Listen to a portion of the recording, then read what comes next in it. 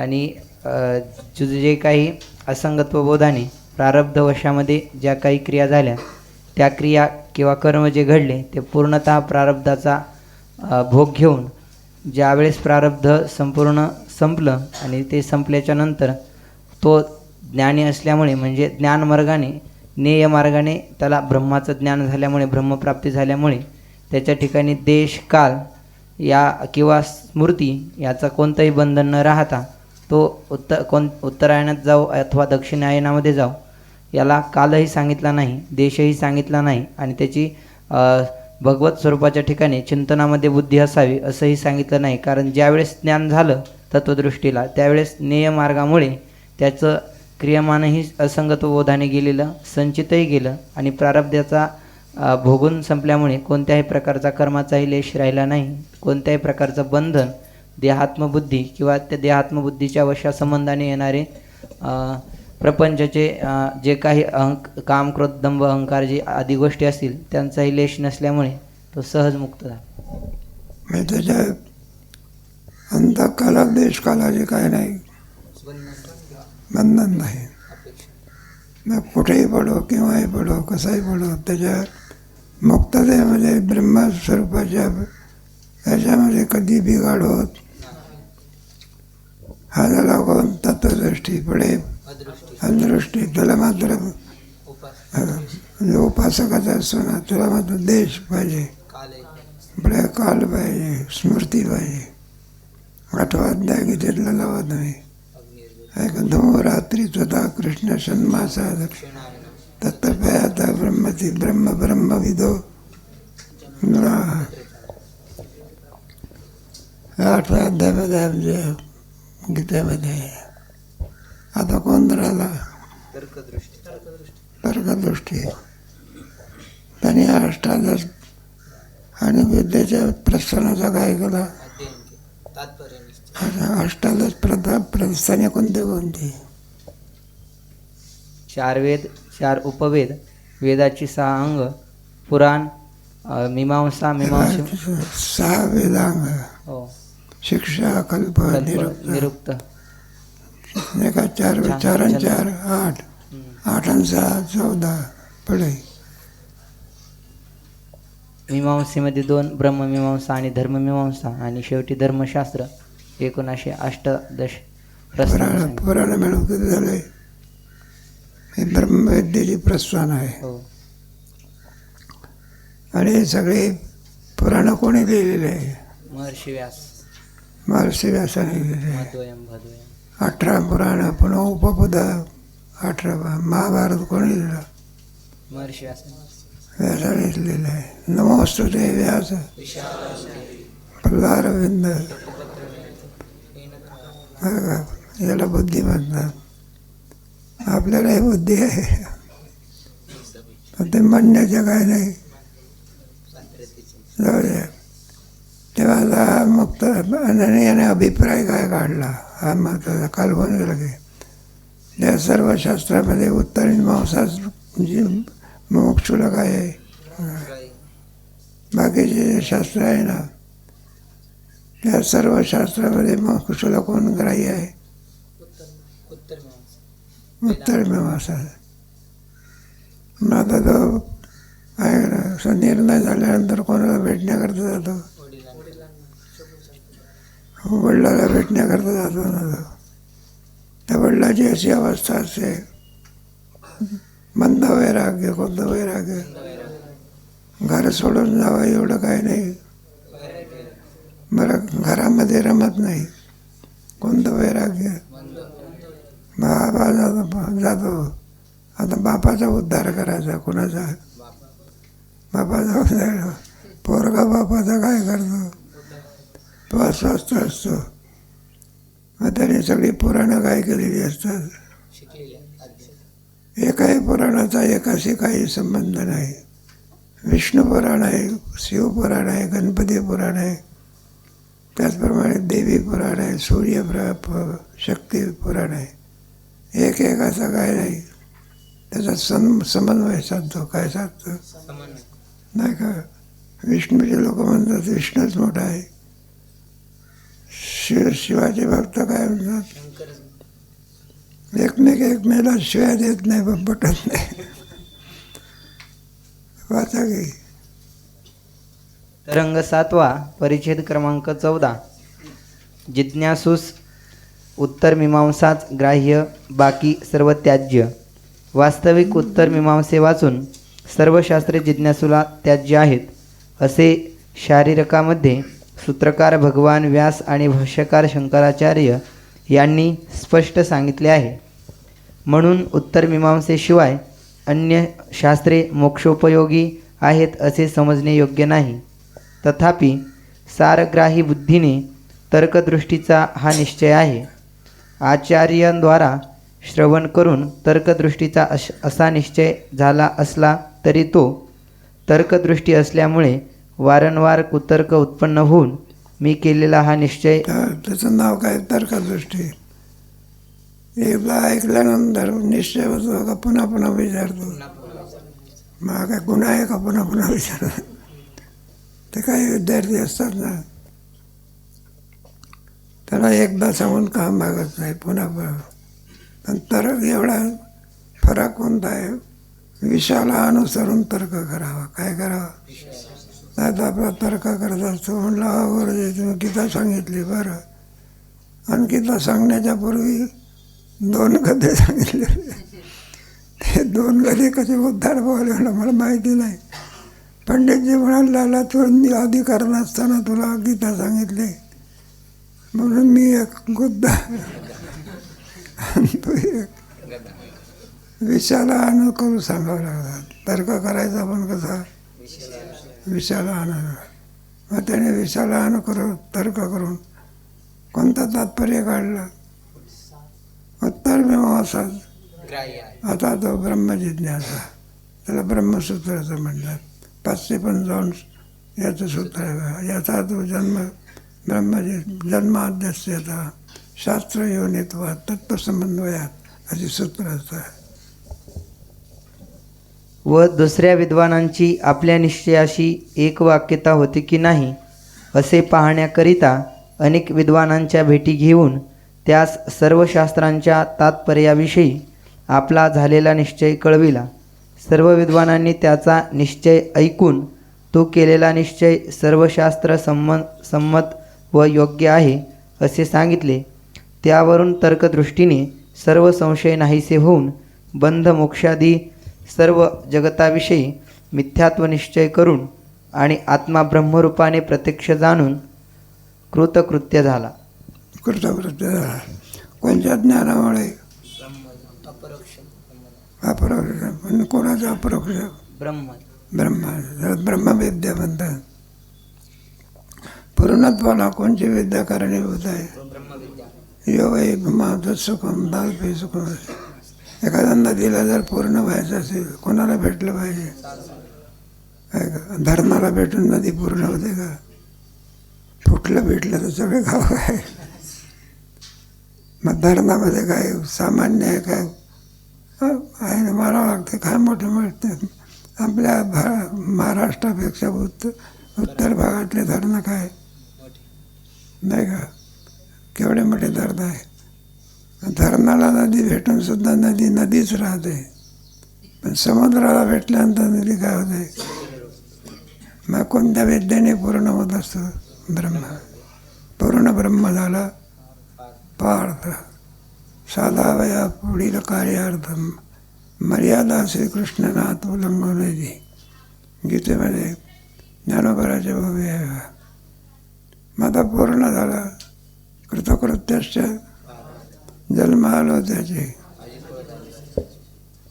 संपला. याला म्हणतात परमोच्च स्थितीला प्राप्त होणे. धनाने मनुष्य श्रीमंत होईल, गरीबीत जाईल. फक्त काय जाईल, मुक्त होत असतो का, काय जाईल, फक्त पक्वान्नाचं जेवण केलं फक्त भोग जाईल. काय जाईल, मुक्त होत असतो का. मुक्त कशाने होतं, ब्रह्मविद्या. हा काय झाला आता मुक्त. पुढे कुठे आता वडिलाला भेटायला जातो. वाचा परिच्छेद क्रमांक 15. तर्कदृष्टी पित्यास भेटण्यास जातो. नंतर शेष प्रारब्धाने त्यास लवकर घरी जाऊन वडील व मातोश्रीस भेटावे अशी इच्छा उत्पन्न झाली. तर्कदृष्टी कृतकृत्य झाला असता त्यास पुन्हा इच्छा कशी उत्पन्न होईल असे कोणी म्हटल्यास ज्ञानवानाचा सर्व व्यवहार अज्ञानाप्रमाणे प्रारब्ध बलाने होतो हे शंका. आता मुक्त झालेला आहे ना, सगळ्या इच्छेची काय होते, काय करेल तुमच्या शीतप्रज्ञाची लक्ष प्रजाती. आता इच्छा काय झाली, मग ही इच्छा कशी उत्पन्न झाली, वडिलाला भेटावं आणि आईला भेटावं. मग काय लावायचं, प्रारब्ध. कशाने झाली, मग प्रारब्धाने सगळे व्यवहार झाले. पश्चन सुनमन स्पर्शन ज्ञान झाल्यानंतरचे सगळे व्यवहार कशाने सुरू होतात, प्रारब्ध. जीवनमुक्त अवस्था कोणती अवस्था,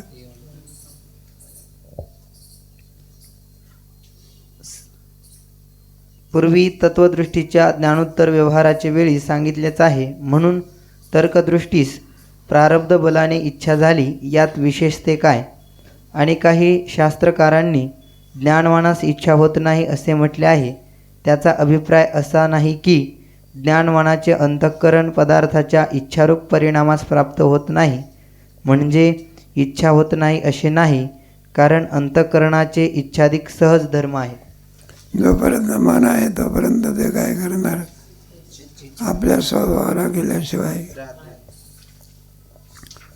आणि सगळं कारण मनाचा सुद्धा बाध झालेला असतो का, मग सर्व आहे की.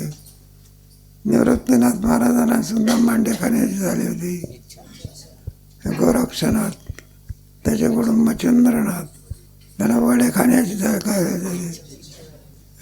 तो वड काय ना. मग भिक्षेला गेल्या तेव्हा कोण मच्छिंद्रनाथ, बाईला म्हणायला लागले काय वाडा, वड नाही गोरक्षनाथ काय वाडा. म्हणलं आमच्या गुरुजीची काय आहे, तिला पूर्ण करायचे. मग ते बाई म्हणाले भिकारीच्या भिकारीने काय मागतो, वडे खाणे. जे दिलं ते खायचं असते का मागून. मधुकरीवाला स्वतंत्र असतो का परतंत्र असतो, घरी जेवण्यामध्ये स्वतंत्र. मधुकराला असं म्हणता येईल का, सण आहे पूर्णाची पोळी वाटा, पारतंत्र जे देईल त्याच्यामध्ये. घरच्या लोकांचे उपकार म्हणावं लागतात का, मधुकरीवाल्याचे काय म्हणावं लागतात, हो का, फरक आहे ना. पुढे वाचा. कारण अंतःकरणाचे इच्छाधिक सहज धर्म आहेत. जरी अंतःकरण भूतांच्या सत्वगुणाचे कार्य आहे असे मागे पुष्कळ वेळा सांगितले आहे, तरी त्यात रजतमोगुण मुळीच नाहीत असे नाही, थोडे आहेतच. अंतःकरण हे केवळ सत्वगुणाचेच कार्य असते तर त्याच्या ठिकाणी चंचलता, कामक्रोधादी रजोगुणाच्या वृत्ती आणि मूढतादी तामसी वृत्ती या झाल्याच नसत्या. आता अंतःकरण म्हटल्यानंतर सर्व प्रारंभिक प्रेरणा कुठे होत असते, आणि सुख दुःखाला कोण कारणीभूत आहे. मग ते रजोगुणी पुढे, सत्वगुणी पुढे, त्या गुणानुरूप त्याला काय होत असते, इच्छा आहे ना. मग तो काय जेवतच नाही का, काही खात पित नाही का, कुठे जात नाही का, असं थोडं जागे. मग त्याचे सुद्धा व्यवहार अज्ञानाप्रमाणे होता कोणापासून. मग अज्ञानी आणि ज्ञानी याच्यामध्ये फरक आहे, एक मुक्त आहे आणि एक काय नाही. म्हणून अंतःकरण केवळ सत्वगुणाचे कार्य नाही, तिन्ही गुणांचे कार्य आहे. परंतु ते तिन्ही गुण सर्वांच्या अंतःकरणात सारख्या प्रमाणात नसतात, न्यूनाधिक असतात. त्या गुणांच्या न्यूनाधिकतेमुळेच सर्वांचे स्वभावही विलक्षण आहेत. यावरून जोपर्यंत अंतःकरण आहे तोपर्यंत रजोगुणांचा परिणाम जी इच्छा तिचा अभाव होणे शक्य नाही. जोपर्यंत अंतःकरण आहे तोपर्यंत मुक्त अवस्था जरी झाली तरी इच्छा काय होणारच, ते ठरलेलं आहे. म्हणजे शास्त्रामध्ये सुद्धा जीवनमुक्ताचे व्यवहार अज्ञानाप्रमाणेच असतात, कोणाप्रमाणे. मग फरक कोणता आहे त्यांचा, एक मुक्त आहे आणि एक काय बदला आहे. मग त्या ज्ञात्याला इच्छा होत नाही या शास्त्रवाक्याचा अभिप्राय तरी काय?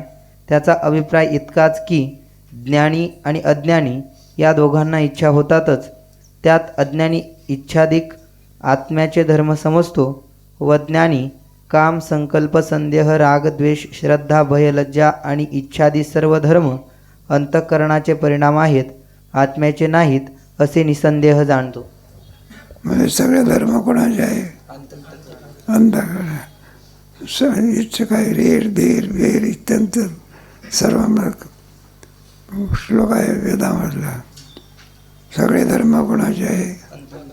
आत्म्याच्या ठिकाणी कोणताही धर्म नाही. निर्धर्म काय तो नाही रूप वर्ण गुणाचे ते. मग तो अधिष्ठान आहे. काय आहे? अंतःकरण. सुखदुःख सुद्धा धर्म कोणाचे आहे? सगळ्या वेदांत शास्त्रामध्ये सगळं अंतःकरणावर लोटून दिलं. कोणावर ते आम्हाला त्याचा काही संबंध नाही. आणि ते अंतःकरण काय होत असते? ज्ञानाने बाधित होत असते. काय होते? अंतःकरण. अंतःकरणाचा अर्थ असा आहे, चार अंतःकरणाच्या चार वृत्ती असतात. बुद्धी, मन, अहंकार, चित्त. निश्चय करत असेल तर बुद्धी आहे का नाही? पुढे अभिमान घेत असेल तर चिंतन करत असेल तर चित्त. संकल्प विकल्प. अंतःकरण 10-5 आहे का एकच आहे? म्हणजे सगळे धर्म कुणावर लावायचे? याला चतुष्टय असं म्हणत असतात. पुढे त्याचप्रमाणे सर्व क्रिया काया वाचा मनाने मनाचे ठिकाणी आहेत आणि आत्मा असंग अद्वितीय ब्रह्मरूप आहे असा ज्ञात्याचा निश्चय असल्यामुळे तो सर्व व्यवहार करीत असताही अकर्ता आहे. काय मुक्त झालेला आहे? काय झालेलं आहे? मग त्याच्या व्यवहारामध्ये बंध पापही उत्पन्न होत नाही. काय उत्पन्न? पाप आणि पुण्य यालाच बंध म्हणतात. तुम्हाला पुण्यालाही बंध म्हणतात. पुण्यामुळे काय मुक्त होत असतो का? लोकांतराची प्राप्ती. मग जन्ममरण चुकलं का? मग पुण्यही सुद्धा काय आहे? बंधच आहे. पण दृष्टांत तुम्ही ऐकलेलंच आहे बरं का. एका जावयाने वाईट कृत्य केलं. राजाने सांगितलं जावयाला काय करून टाका. काय नाही. आता बिरबल त्याने 10-5 सूळ तयार केले. किती? मग त्याला विचारलं, म्हणलं अरे एवढे सूळ जावयाला आहे. म्हणले महाराज ज्याची जशी योग्यता असेल त्याप्रमाणे सूळ चढवायचा. कुठे? म्हणलं आज सोन्याचा सूळ कोणाकरता? म्हणलं तुमच्याकरता. अरे माझ्याकरता काय? म्हणलं तुम्ही सुद्धा जावेच आहे. मग सोन्याचा सूळ काय गुदगुरे करतो. शेवटी काय करतो? म्हणून लागू नाही दो पाप असं आहे. म्हणून तत्ववेत्याला ना पुण्यही लागत नाही ना. गीतेमधला श्लोक लक्षात घे. यस्य नाहंकृत बुद्धिर्यस्य न लिप्यते. हा पाप आहे मान लोकांना हनते ना. त्याला पापही लागत नाही, पुण्यही काय होत नाही. बरं. या अभिप्रायाने इच्छादिकांचा अभाव सांगितला आहे.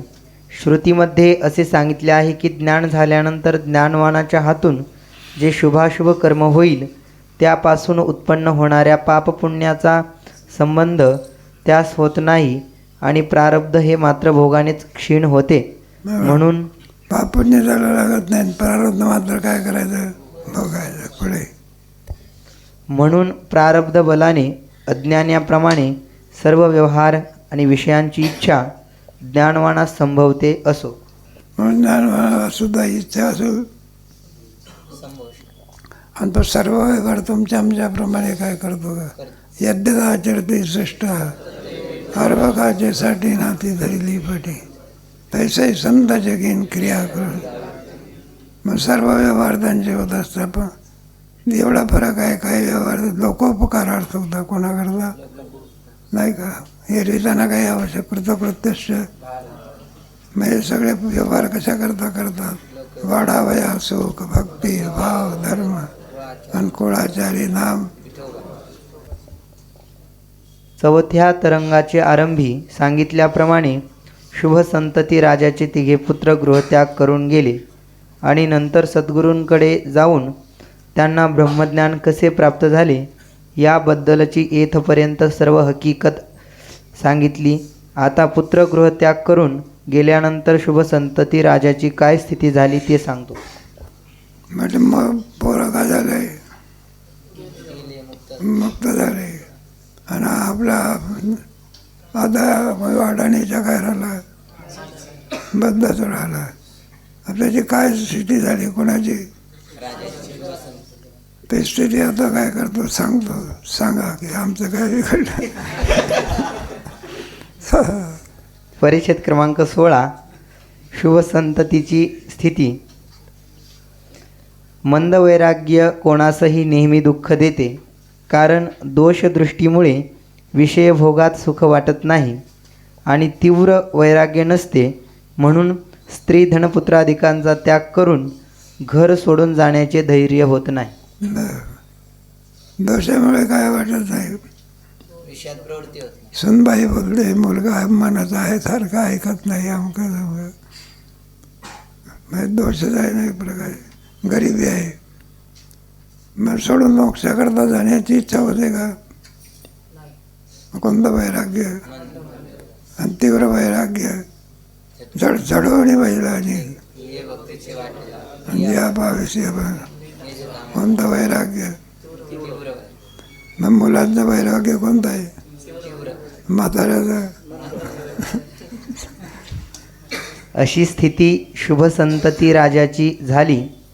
तिघे पुत्र टाकून गेले, पण त्यावेळी राजास तीव्र वैराग्य नसल्यामुळे पुत्रवियोगाचे दुःख झाले आणि मंद वैराग्यामुळे विषयभोगाचे सुख झाले नाही आणि शून्य राज्य सोडून बाहेर जाणेही झाले नाही. म्हणून फार दुःख झाले. त्यावेळी राजास तर तीव्र वैराग्य असते तर त्याने पुत्रहीन राज्याचाही त्याग केला असता. मंद वैराग्यामुळे राजास उपास्य तत्वाचे ज्ञान करून घेण्याची इच्छा उत्पन्न झाली.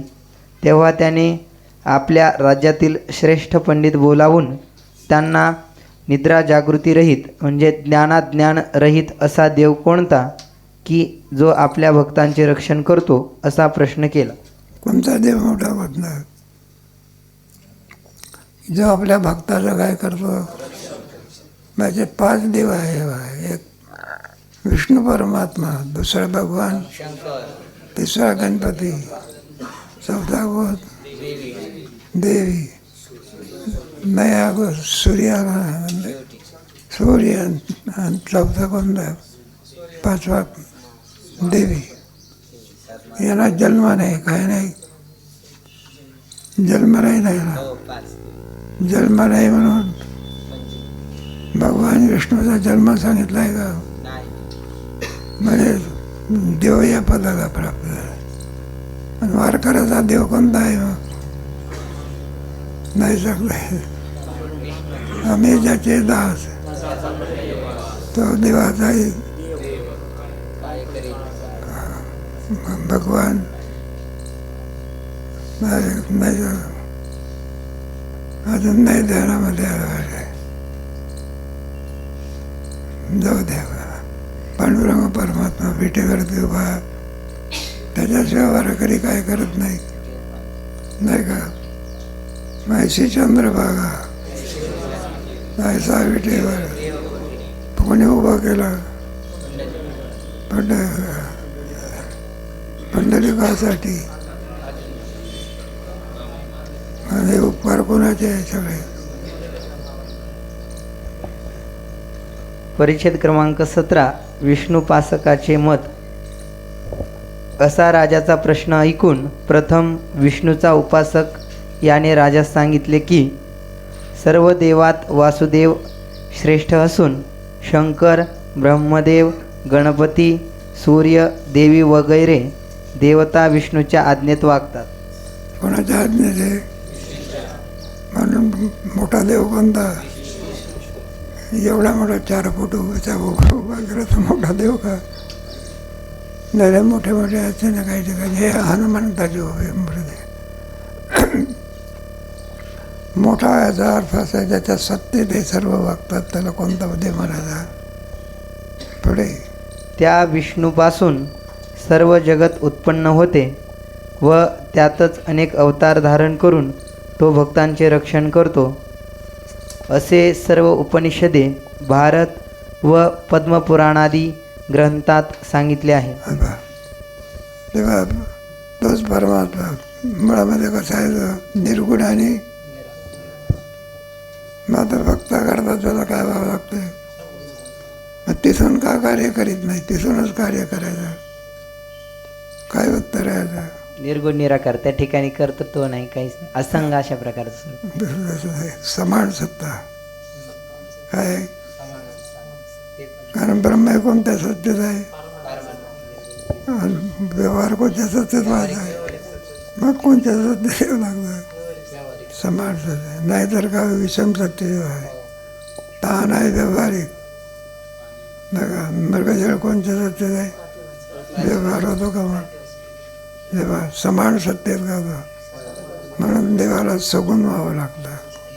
काय व्हावं लागतं आहे का. पुढे ज्याने भक्तांच्या कल्याणाकरिता शंख, चक्र, गदा, पद्म ही हातात नित्य धारण केली आहेत व जो कृपाळू आहे तो विष्णूच सर्वांस उपास्य आहे. मला चक्र कशाला लागलं, ते गदा कशा करता आणि ते कमळ कशा करता. साधू संतांनी सुंदर असे उदाहरण आहे. ते गदा चक्र कशा करते नाही का, गदा कशा करताय, दुष्ट करता काय, आणि पुढे तुमचे शंकन चक्र कशा करताय, ज्ञान बरोबर आहे ना, ज्ञान देण्याकरता. हे बा ते जे फुल आहे ना कमळाचं, ते कशा करतात, भक्ताची पूजा करण्याकरता. आणि हातामध्ये शंख आहे तो कशा करतात, जो ध्रुवाची कथा आहे ना, ती लहानसं पोर, त्याला भगवंताची स्तुती करण्याची इच्छा झाली, पण ज्ञान कुठे आहे. मग त्याने प्रार्थना केली, कोणी मग देवाने काय करत, त्याला काय ग्रंथ वगैरे सांगत बसला का, वारकरी शिक्षण सांगतात. मग काय केलं, तो शंख त्याच्या गालाला काय केला, कपोल शंख ते शिवतले, तो वेदाची माती ठेवले. मग त्याला आणखी जसं ज्ञानेश्वर महाराजांनी रेड्यावरती कृपा करता बरोबर वेद बोलायला काय केले. आणि असं लहान वय असून सुद्धा काय झाला, सगळी गदा. आणि चक्रन गदा कोणत्या आहे, नमान दुष्कृतीनो मोडा आसरा प्रसुसात नमान दुष्कृतीनो मोडा प्रपद्यंत नरावत परमभाव मजानंतो मम बोधम. नाही शिपाम्य अस्मृशा,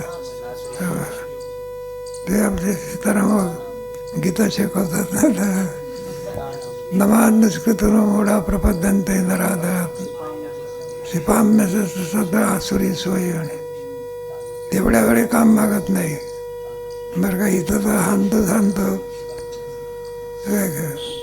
आणि एखादा चोर सापडला तर पोलीस काय करतो, जेलमध्ये टाकण्याच्या अगोदर हाणतो त्याला, आणि नंतर कुठे देऊन टाकतो. मग दुष्टाला परमात्मा काय करतो, इथे हाणतो पुढे ज्याचं जसं पाप असेल त्याप्रमाणे नरकाधिकाच्या जेलमध्ये काय करतो, मग टाकत असतो. नाही म्हणजे एवढी शक्ती तुमच्या शंकरामध्ये आहे का, कोणता देव मोठा आहे वाचा. जो स्वतः शंकर विष्णूचा उत्तम भक्त आहे म्हणून सर्वांस उपास्य नाही, जो स्वतःच अमंगल शववत असून भस्म आणि डमरू हेच ज्याचे ऐश्वर्य, तो दुसऱ्याचे काय कल्याण करणार. त्याचा मुलगा विलक्षण रूपाचा जो गणपती, इतराचं खंडन करतो, विलक्षण आहे कोणाचा मुलगा, शंकराचे दोष दाखवले. पण आपण सांगायचं नाही बरं का कीर्तनामध्ये. आता शिवभक्त अंतिम सांगायचं कोणताही देवी जरी असली, खंडोबा जरी असला, दर्शनाला गेले तुम्ही खंडोबासारखा जगात काही नाही. मग भक्त लोक खुश होतात. ज्या वेळेला जो प्रसंग असेल त्या प्रसंगाला अनुसरून काय करायचं सांगायचं पुढे. त्याचप्रमाणे अतिनिंदित कपट दोषाची खाणी जी देवी, तसेच एकाच ठिकाणी स्थिर न राहता सतत भ्रमण करणारा जो सूर्य, या ठिकाणी आपल्या भक्तांचे कल्याण करण्याचे सामर्थ्य नाही. म्हणून या सर्वांची उपासना टाकून भगवानचीच उपासना करणे योग्य आहे. म्हणलं काही नाही, सर सूर्य सारखं एका ठिकाणी न राहताना काय करतो. म्हणून हे सगळे कोण कोण, भगवान शंकर, गणपती, सूर्य आणि शक्ती हे देवपदाला प्राप्त होऊ शकत. मग देवपदाला कोण प्राप्त होऊ शकतो? भगवान. म्हणून सर्वांमध्ये मोठा देव कोण आहे? मग भगवान. पुढे याचं खंडन करायचं आहे. पुढे परिषद क्रमांक 18. शिवोपासकाचे मत. विष्णू उपासकाचे भाषण ऐकून डोळ्यातून शिवोपासक रागाने असे म्हणतो की, अहो, जो जे मागेल ते त्यास देऊन भक्तांचे कल्याण करणारा शिवासारखा दुसरा देव कोण आहे? तर रागवले बा. शंकराची निंदा केल्यानंतर हाणलं नाही.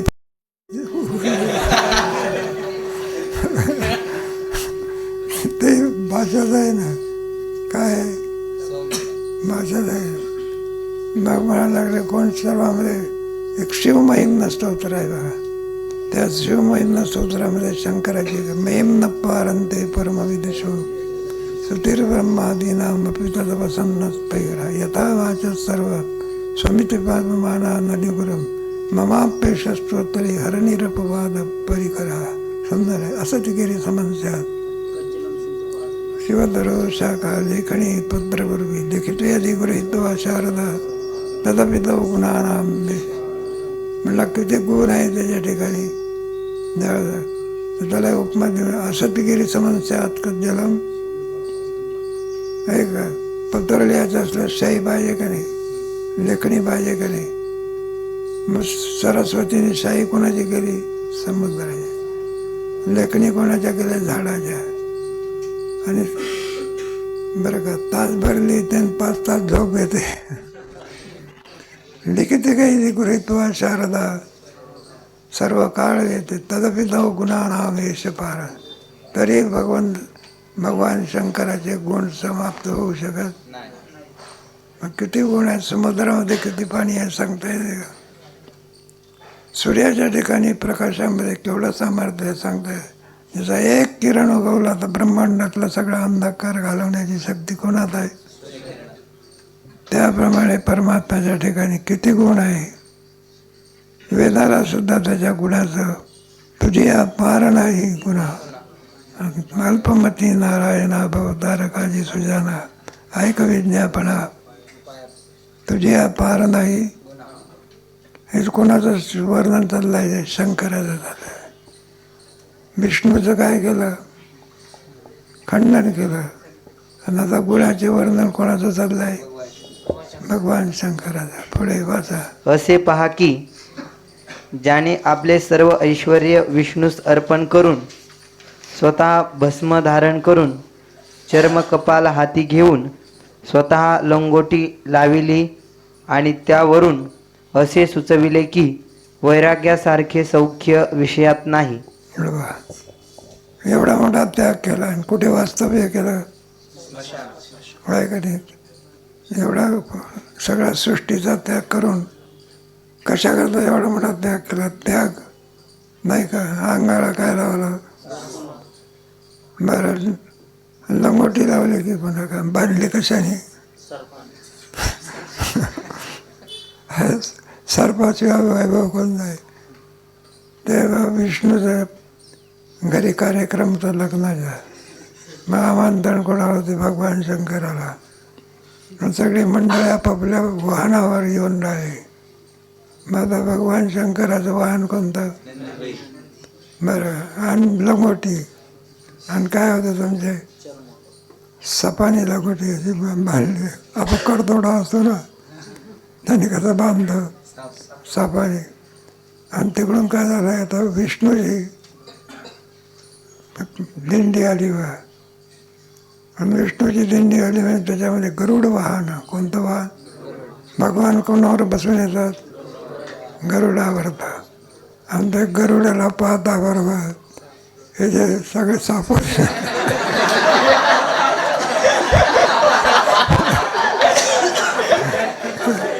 सगळे आपोआप गळून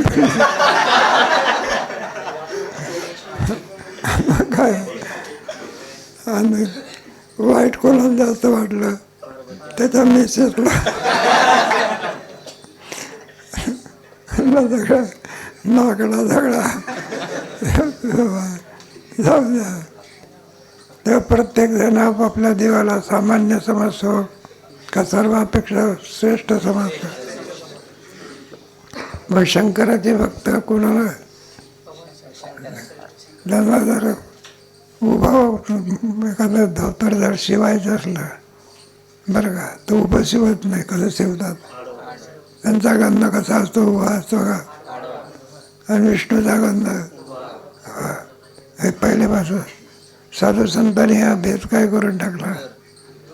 हरिहरा भेद नाही नका करू, एक एकाचे हृदय कोळी. सगळं भेद काय केला? थोडे वाचा. असे व्रत धारण करून काशीपुरीत मरणाऱ्या जीवांना दुःखद गर्भावासातून मुक्त करून सायुज्य मुक्ती देतो. तसाच अद्वैत उपदेश करून ब्रह्मप्राप्ती करून देतो. या पुराणामध्ये, काशी पुराणामध्ये जो कोणी काशीमध्ये काय ठेवेल त्याला भगवान शंकर मुक्ती देतो. म्हणून माणसं जन्माला त्रासलेली असतात, मुक्ती मिळावी म्हणून कुठे जातात? काशीला जातात. 2 महिने राहतात तरी मरण येत नाही. त्यांना असं वाटते घरी जाऊन थोडंसं भेटून यावं घरच्या लोकांना, म्हणून घरी भेटण्याकरता जातात, तो घरीच मरतात. सगळे केलेली प्रतिज्ञा सगळी याच्यामध्ये आलेलं आहे ना, 12व्या अध्यायामध्ये आलेलं आहे. मोक्ष देते, मेल्यावर मोक्ष देते. जिवंतपणे देते का? संतांच्याकडून जिवंतपणे मोक्ष देते. आलिंगन घडे असा संताचा झाली बोलायची बरे. याप्रमाणे उंच नीच भेद न पाहता भक्ता भक्तास मुक्ती देणारा शंकरासारखा भोळा दाता कोण आहे? विष्णू कपटी असल्यामुळे आपल्या भक्तांचे मात्र रक्षण करतो आणि बाकीच्यांचा नाश करतो. कोण? मध्ये पहिले पूर्वीपासूनच चालत आलंय. काय थोडा विशेष दाखवायचा आहे. भक्त राखे थोडे जणांचे हे झालं विष्णूचं. आणि शंकराचं काय? मग कोणी का असो त्यांना काय वरदान देत असतं. भोळा शब्द देव म्हणतात. कोणता? बरं, त्याला पूजेला काहीच फारसं साहित्य लागत नाही. एक पसा पाणी आणि एक काय करे, आणि एवढ्यावर का बरं कल्पना करा. नाही बिलवादळ असलं वगैरे ते तरी सुद्धा ते होटावर ते भात ठेवून उभं करतात. त्याला असं वाटते खूप वाजेल तरी वाचून राहिले. आणि त्याच्यामुळे तो काय करत होतो, त्याला प्रसन्न होतो. तिथं काय मृदंग वाजवला का, मग काय केलं आपल्या होटावर ते बुलबुल उडवलं. जाऊ द्या. हे आपल्या देवतेच्या करता हे चाललेलं आहे. म्हणजे हे सर्व तर्कदृष्टीचा बाप असतो ना, आनंदाची गोष्ट आहे. शेवटचा काल कशात घालवायचा नाही का? कथा श्रवण पूजन. मग एखादा आता मनुष्य म्हणतो शेवटच्या काळात करू भजन, पण ते सांगा पडून जाईन विठ्ठल उच्चारी पार. आपल्याला आधी म्हातारपर्यंत आपण जगू तसं काही सांगता येत. केव्हा घाला पडेल काळाची उडी सोडवे ना देवा माय. ते कधी मृत्यू हा वेळ पाहत नाही, काळ पाहत नाही, काही पाहत नाही. आणि बरोबर प्रसंगाला म्हणजे नेल्याशिवाय राहत नाही. धडधाकट असताना अटॅक नावाचा रोग आहे. धडधाकट आहे चांगला, पण अटॅक नावाचा रोग काय करतो ते काही सांगता येत नाही. जाऊया पुढे. याकरिता शंकरच उपास्य आहे, विष्णू त्याचा उपासक आहे. रामचंद्राने रामेश्वराची नाम शंकराची उपासना केली म्हणून युद्धात त्यास यश आले, असे स्कंद पुराणात भगवान व्यास यांनी सांगितले आहे. असं सांगता जगाला भगवान लंकेवरचा विजय करून आले ना. कुठून? विभीषण वगैरे आधी करून. रावणाचा काय केला? भगवंताचा नियम असायचा कोणाचा? समुद्र पार करून आले रामेश्वर जवळ सगळे फेडा. आता भगवंताचा नियम प्रभू रामचंद्राला नैवेद्य दाखवायचा, पूजा करायची, परत प्रसाद काय करायचा. माता तिथे कुठे लिंग कुठे, भगवान शंकर कुठे आहे? लिंग कुठे? लिंग नव्हते तिथं रामेश्वरला. मग ते लिंग आणण्या करता कोण? हनुमंत लवकर लिंग आणू शकेल एवढी शक्ती कुणाच वानरामध्ये नाही. लिंग आणायला जाते भलत्या ठिकाणी खाली पडते विमानासारखे. मग हनुमंताला पाठवलं बा. मग हनुमंतराय गेले, रामभजन करत गेले. आणि भगवान विष्णू शंकराकडे काशीला. त्याच्यात वडला तर तो भगवान शंकर ही राम भक्त, हनुमंतराय माझी जातीचे. मग सगळा इतिहास सांगायला लागला. म्हणजे रावणाची अशी झाले धमका धमका सगळं हे सगळं. त्याच्यामध्ये वेळ गेली जास्त. इकडे या लोकांना बांधणाऱ्यांना सगळ्यांना भुका लागल्या. हनुमंत काय लवकर रामाने जेवल्याशिवाय प्रसाद घेतल्याशिवाय आपल्याला थोडं जेवता येते म्हणून वाट पाहत बसली. बराच वेळ वाट पाहिली. सगळे वानर कुडकुड करायला लागले. म्हणले काय देवाला काही समजते काय? नाश्ता केला असला पाहिजे. हिला काय आहे म्हणून बघा तो. आणि हनुमंतराय तिकडे अडकले बघा आणि इकडे हे. मग काय केलं प्रभू रामचंद्राने वाळूचं लिंग तयार केलं. काय केलं आणि आपला नियम काय केला? पूजन केलं. आणि सगळ्या वानरांना पंक्ती काय केल्या. मग हनुमंतराय तिकडे म्हणलं आपल्या तर गोष्टीमध्ये वेळ चालला, तिकडे वाट पाहत आहे. काशी विश्वेश्वर सांगितलं लवकर चला आता. पाहत आहे बघा तो पंक्ती बसल्या सगळ्या. आणि जर इतकं वाईट वाटलं कोणाला? हनुमंतराला. असं जर देवाच्या मनात होतं तर मला कसं तिकडे पाठवलं. म्हटलं आहे का? म्हटलं आता हे लिंग आणलेलं आहे कुठे ठेवायचं? मग प्रभू रामचंद्राने सांगितलं म्हटलं पहिलं लिंग काढून टाकू आणि तुझं लिंग काय करू? मग ते पहिलं लिंग काढण्याकरता बरं का कोणी प्रभू रामचंद्राने जे लिंग तयार केलं होतं ना ते काढण्याकरता किती प्रयत्न केले तरी लिंग काढू शकला. ते देवाने त्याची शक्ती काय केली हे करून टाक. पुष्कळ प्रयत्न केला. अजूनही सुद्धा रामेश्वरचं लिंग कोणतं आहे? तेच लिंग आहे जे भगवान श्रीरामच्या रामेश्वरची यात्रा करतात ना त्याच्यामध्ये लिंग तेच आहे. आपण पार पण काय देवळं आहे बघा तिथे उंच उंच सगळे कसे दगड चढवले कोणाला माहिती असं सांगलं. काय याने चढवले मी कशा करता सांगितलं. शेवटी कोणाची प्रार्थना केल्याशिवाय जेवता येणार. एवढा मोठा रामचंद्र प्रभू पण पूर्णाची काय रामचंद्र प्रभू म्हणजे भगवान आणि त्याला कोणाची म्हणजे यावरून कोण श्रेष्ठ ठरलं पुढे. भारत आणि पद्मपुराणात विष्णूचे श्रेष्ठत्व सांगितले आहे. त्याचे तात्पर्य भिन्न आहे. भारतीय युद्धात अश्वत्थाम्याने नारायणास्त्राचा आणि अग्निअस्त्राचा उपयोग केल्यामुळे पुष्कळ सैन्यांचा नाश झाला, परंतु पांडवातील कोणीही मेला नाही. म्हणून अश्वत्थाम्याने रथाचा त्याग करून धनुर्वेद गुरूंचा धिक्कार केला आणि वनात जाऊ लागला. कोणाचं मत आहे म्हणजे कोणाचं वर्णन कोणाचं चाललं आहे? हा, भगवान शंकराचं चाललेलं आहे. मला एक त्रिपुर नाही गणपतीच्या याच्या बाजूला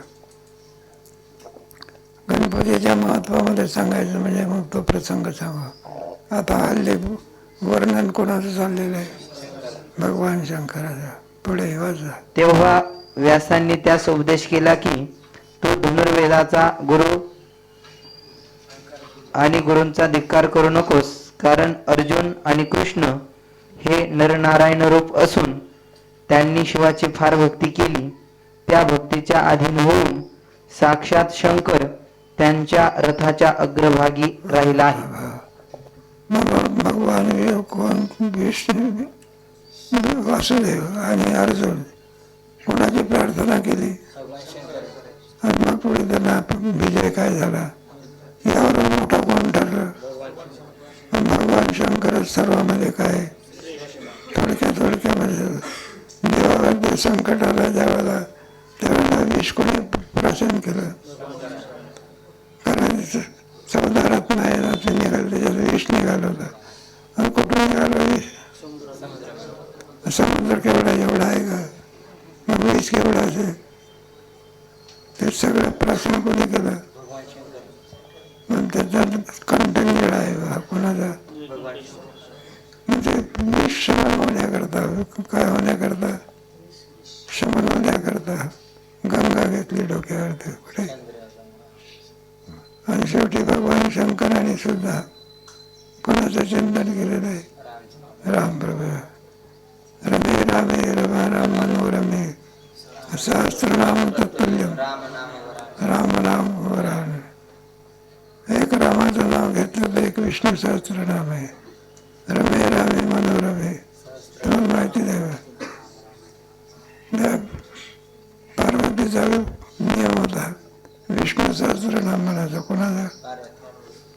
भगवान शंकराला अशी इच्छा झाली, म्हणलं आज वेगळं वेगळं जेवण करायचं नाही, एकाच वेळेला दोघांनी काय करायचं? जेवण करायचं. पितृमोक्ष आहे काय म्हणजे भगवान शंकर मला वाटलं म्हणजे माझ्यासोबत जेवायला पाहिजे. ते म्हणजे माझा नियम व्हायचा आहे. काय व्हायचं आहे आता? काय बघा भगवंताने सांगितलं म्हणून म्हटलं राम एकदाच आहे. म्हणजे काय होणार आहे? म्हणजे त्याच्यामध्ये 1000 नावाचा काय? मनोरमे मनोरमे सहस्रनाम तत्तुल्यम राम नाम वराने. 100 नावं घेऊन जेव्हा पूर्ण होते ते रामाच्या एका पुढचा बराचसा इतिहास आहे जवळ. एवढं जर त्याच्यामध्ये सामर्थ्य आहे कोणाला? रामाच्या नावामध्ये एवढं काय आहे? आणि तो तुम्हाला शेती करता रडत होता की रामाने आपला विचार चांगला चला. तो तुझ्या अस्त्रांचा व सामर्थ्याचा नाश करतो. या भारतातील प्रसंगावरून नारायणाची म्हणजे कृष्णाची विभूती महादेवाच्या कृपेने उत्पन्न झाली हे सिद्ध होते. म्हणून ग्रंथात विष्णूच्या ऐश्वर्याचे कितीही प्रतिपादन केले असले तरी या भारतातील प्रसंगावरून विष्णू शिवभक्त आहे हे सिद्ध होते. ज्या शिवाच्या भक्तीने विष्णूला सेव्यत्व येते तो शिवच परमसेव्य आहे असे अप्पय्या दीक्षितांनी तात्पर्य काढले आहे. शिवाय इतरांस नुसते देव म्हणतात आणि फक्त शंकरासच महादेव म्हणतात. कोण आहे? महा म्हणजे मोठा देव. बाकीचे सगळे देव आहे ना, आणि तुमच्या ज्याचे दासन त्याचा तो देवाचा आहे. हे सगळे देव आहेत. ते देवाचे पुरुष हे देव आपल्या घरी आपण बसवतो ते सुद्धा काय कोणी कोणाची उपासना करतात त्याला ते अधिष्ठात्मक देव म्हणतात. त्याच्यापेक्षा कोणते देव काही नैमित्तिक देव आहे. इंद्र हे कोणते देव आहे? सगळं त्यांचं पूर्ण आहे तोपर्यंत देव पूर्ण संपलं की देवात काही नित्यदेव नित्यदेवामध्ये आहे बा कोण? भगवान विष्णू, शंकर, गणपती, सूर्य. याला जन्म नाही, याला काय म्हणतात, याला नित्यदेव असं म्हणतात. आणि त्याही सर्व प्रत्येक जणाचा अभिमान आहे. नाही का, विष्णू उपासक म्हणतो विष्णूच मोठा आहे. भगवान शंकर म्हणतात शंकरच मोठा आहे. गणपतीचे उपासक गणपतीच मोठा आहे. भक्तीचा आहे. शक्तीचेच उपासक आहे. हल्ली नवरात्र कशात आहे? पद्मावती आहे ना. हे सर्वांमध्ये श्रेष्ठ आहे. आणि सूर्य वारकऱ्याच्या दृष्टीने सर्वांमध्ये मोठा देव कोणता आहे? मग जो विठ्ठलाची उभा आहे. राम आहे की कृष्ण आहे की? जो राम आहे तोच विठ्ठल आहे. जो कृष्ण आहे तोच कोण आहे? गोकुळ योगी झाला मग कीर्तनामध्ये मग कोणाचे अंबिजाचे दास संताचा. आणि तो साधा देव आहे का? देवाचा हे देव. आणि काय कडे करायचा वेद तयार करते तो का म्हणजे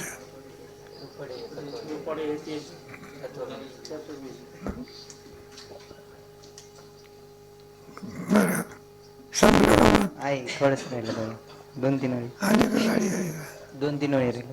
शिवाय इतरास नुसते देव म्हणतात आणि फक्त शंकरासच महादेव म्हणतात. यावरूनही महादेवच सेव्य ठरतो. तसेच समुद्र मंथनाचे वेळी उत्पन्न झालेले विष भक्षण करून सर्वांचे रक्षण महादेवानेच केले. गणपती सर्व विघ्नांचा नाश करतो असे म्हणतात. पण गणपतीत असणारे सारे गुण शिवाचेच आहेत. कारण कार्यात कारणाचे गुण असतात असा नियम आहे. नारद पंचरात्र मिथ्या असल्याचे अप्पय्य या दीक्षितांनी परिमल ग्रंथात सिद्ध केले आहे. याकरिता शिवच सर्वांना सेव्य आहे. सर्वांमध्ये शंकरच काय आणखी पण आहे वर्णन त्याचं वर्णन आता उद्या.